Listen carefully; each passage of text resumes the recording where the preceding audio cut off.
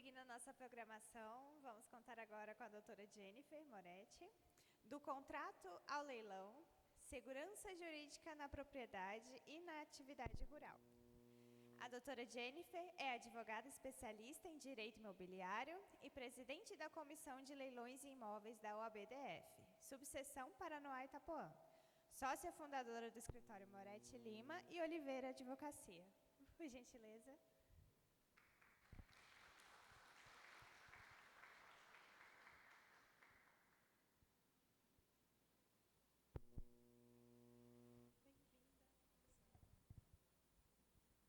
Boa tarde.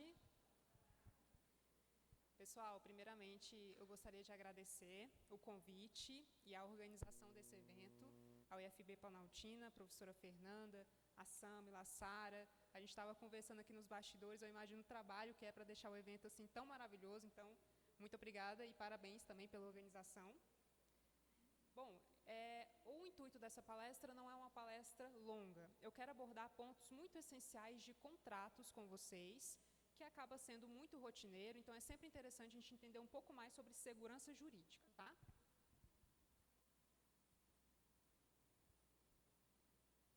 É aqui? Bom, a Samila fez uma apresentação, eu sou a doutora Jennifer Moretti, eu sou advogada especialista em direito imobiliário. Estou como presidente da Comissão de Leilões de Imóveis da OAB Paranoá Itapuã. Sou conselheira no Conselho de Política e Desenvolvimento Rural DF, que é um conselho ligado à SEAGRA. Eu estou representando a OAB-DF atualmente.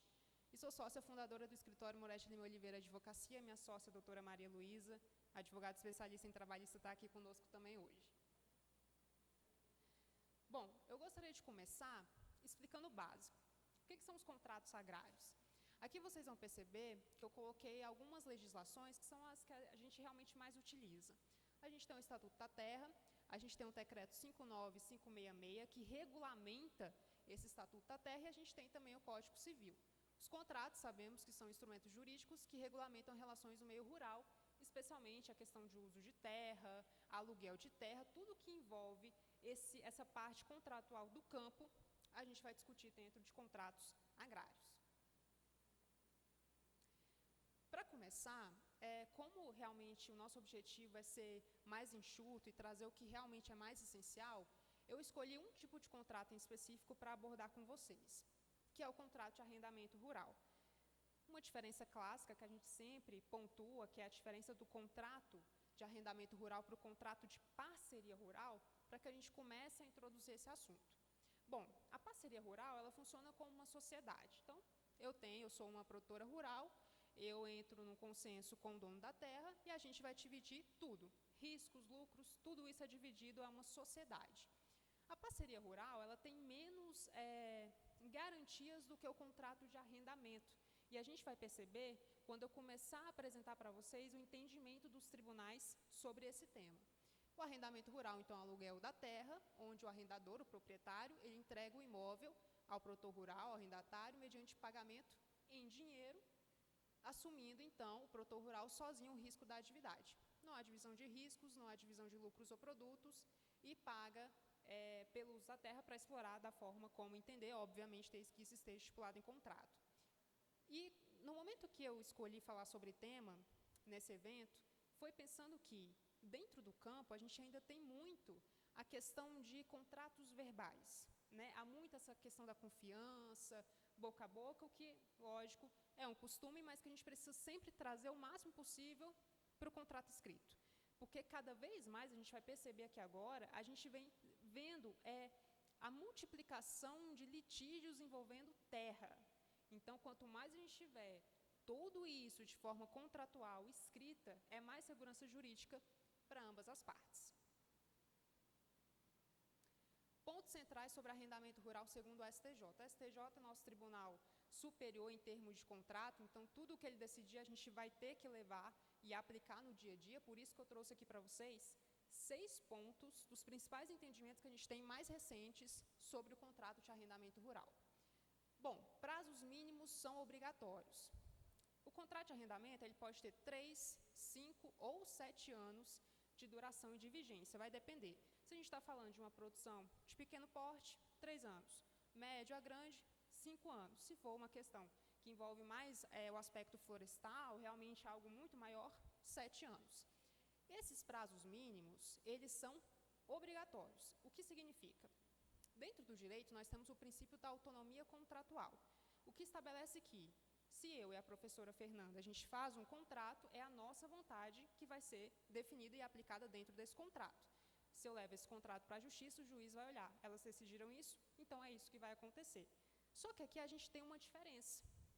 Em se tratando de vigência contratual, de contrato de arrendamento, ainda que nós optamos, por exemplo, para fazer um contrato que seria de 5 anos em 4, essa cláusula ela é declarada nula, ela não tem efeito, porque o STJ já nos disse que é obrigatório. Então, isso é muito importante na hora de estipular, porque às vezes a gente não tem tanto conhecimento, é normal, jurídico, e acaba, não, a gente vai fazer dessa forma e não vai dar nenhum problema, e pode ser que lá na frente essa cláusula não tenha efeito nenhum.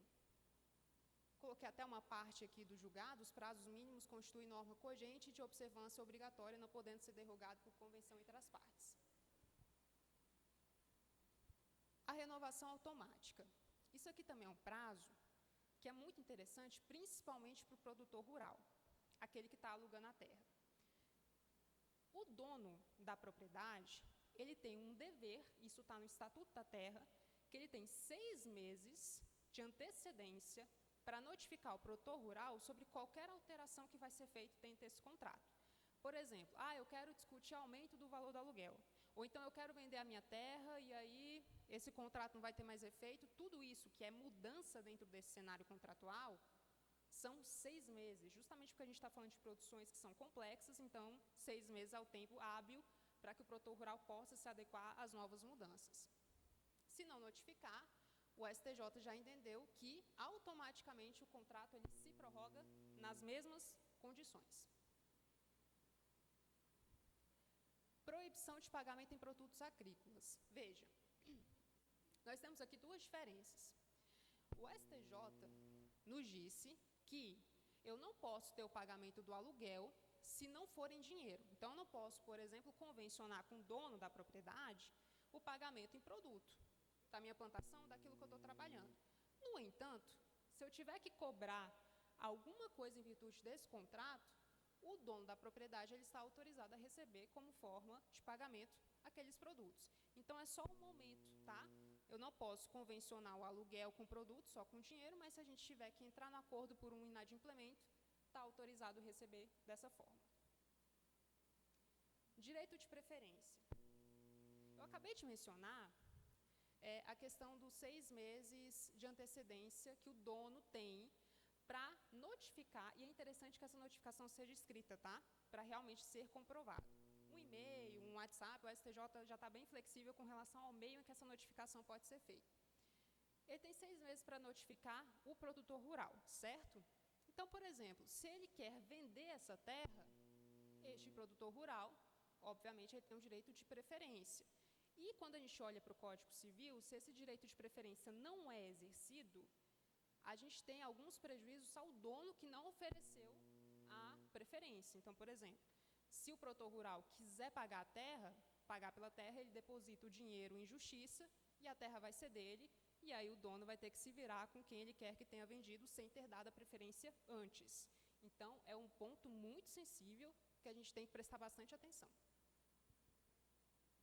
Continuidade. É muito comum nos contratos escritos ter uma cláusula padrão ali que fala que, caso alguém venha a falecer, os herdeiros vão responder e tudo mais. Vocês já devem ter visto algo nesse sentido.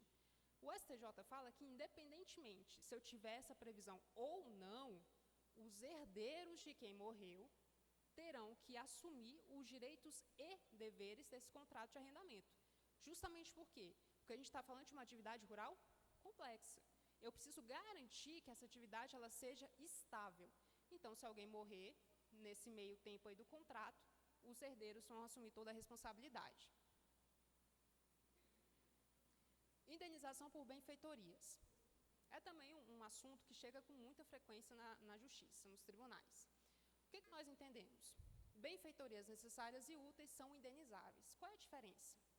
No direito, nós temos 3 tipos de benfeitorias: úteis, necessárias e voluptuárias. Úteis, por exemplo, eu sou uma produtora rural, que eu arrendei uma terra, aluguei uma terra para plantar, e aí eu vou e preciso cercar para os animais não passarem para estragarem a minha plantação. Essa benfeitoria ela é considerada necessária, porque se ela não existisse, a minha produção estaria prejudicada. Logo, se eu saio desse aluguel, eu tenho direito a ser indenizada pelo valor que eu investi. Útil, criei um galpão para guardar alguns utensílios, ou até para deixar o meu pessoal ali para se preparar para o trabalho. Útil. O que é voluptuário, que é só para enfeitar, essas benfeitorias não são indenizáveis. A regra vale muito mais para o arrendamento do que para a parceria. Lembra que eu falei no começo? A parceria contratual ela tem menos garantias do que o arrendamento.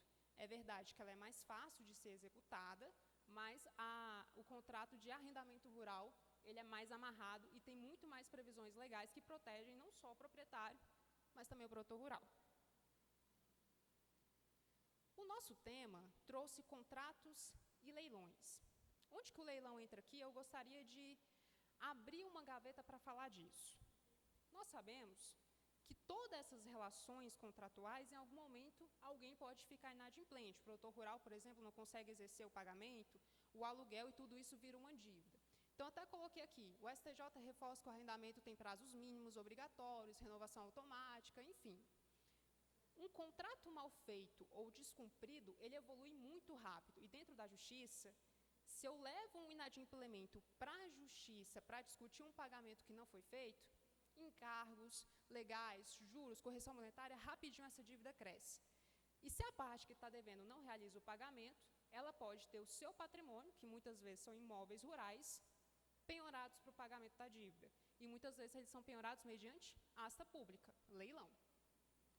Compreender o arrendamento é compreender como evitar que a propriedade ou o patrimônio do produtor acabe em leilão. Especificamente, eu trouxe um entendimento do STJ que é muito interessante, porque quando a gente olha para a história dos precedentes da jurisprudência, cada vez mais nós vemos uma relativização daquilo que antes era garantido. Então, por exemplo, a gente a vida inteira ouviu que bens de família é bem penhorável. Então, se eu tenho um imóvel, nunca ele vai ser penhorado. Hoje, a depender das circunstâncias, da natureza dessa cobrança, ele pode sim ser objeto de penhora para o pagamento da dívida. Não, de forma diferente, o STJ entende, por exemplo, que é possível a penhora e o leilão de imóvel gravado com alienação fiduciária, o que também é muito comum na nossa prática. Então, por exemplo, eu quero comprar um imóvel rural e eu financio com o banco.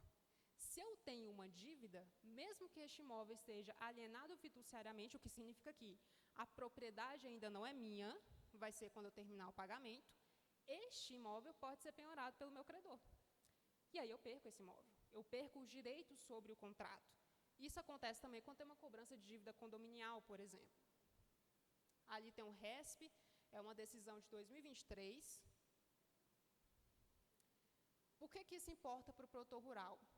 Dívidas vinculadas ao imóvel, citei exemplo, condomínio rural, loteamentos, taxas de manutenção ou obrigações coletivas podem levar o bem a leilão, mesmo com a alienação fiduciária registrada. O credor fiduciário ele faz parte desse processo. Então, ele se manifesta e ele consegue entrar no lugar do alienante. Pessoal, são algumas considerações realmente essenciais